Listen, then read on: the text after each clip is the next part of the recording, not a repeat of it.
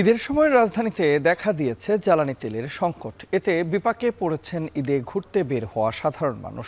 এ বিষয়ে বিস্তারিত জানাতে তেজগাঁও থেকে আমাদের সঙ্গে যুক্ত আছেন সহকর্মী শাহরিয়ার জামান পুলক। যাচ্ছি পুলকের কাছে। পুলক, সরবরাহে ঘাটতি নাকি ঈদের ছুটি, কি কারণে আসলে তেলের সংকট দেখা দিয়েছে? পাম্পের যারা কর্তৃপক্ষ রয়েছে নিশ্চয়ই তাদের সঙ্গে আপনার কথা হয়েছে, কি বলছে তারা, বিস্তারিত জানাবেন।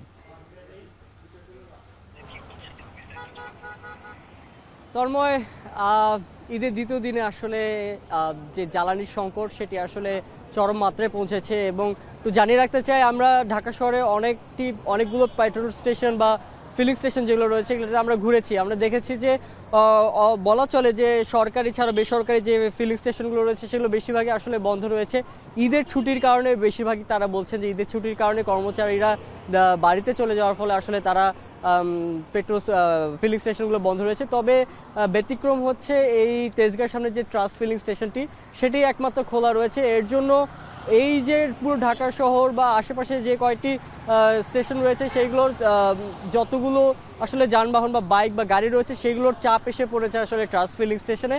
এবং এই যে ট্রাস্ট ফিলিং স্টেশনটি এটি আসলে বিজয় শহরের মুখে, এবং এখান থেকে লাইনটি কিন্তু একদম 3 থেকে 4 কিলোমিটার পর্যন্ত চলে গিয়েছে। এবং আমি একটু জানিয়ে রাখতে চাই যে মহাখালী যে ফ্লাইওভারটি রয়েছে সেই ফ্লাইওভারের কাছাকাছি পর্যন্ত কিন্তু লাইনটি চলে গিয়েছে।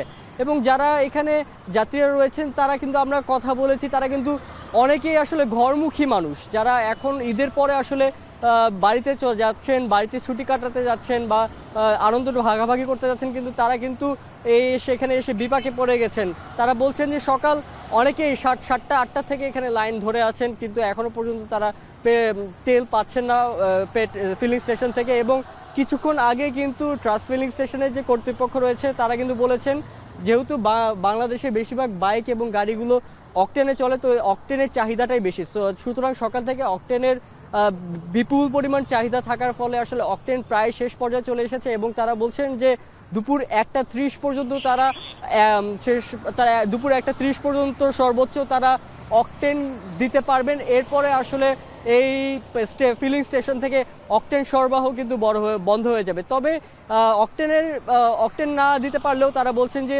ডিজেল এবং পেট্রোল যেটি রয়েছে সেটি দেওয়া চলমান থাকবে।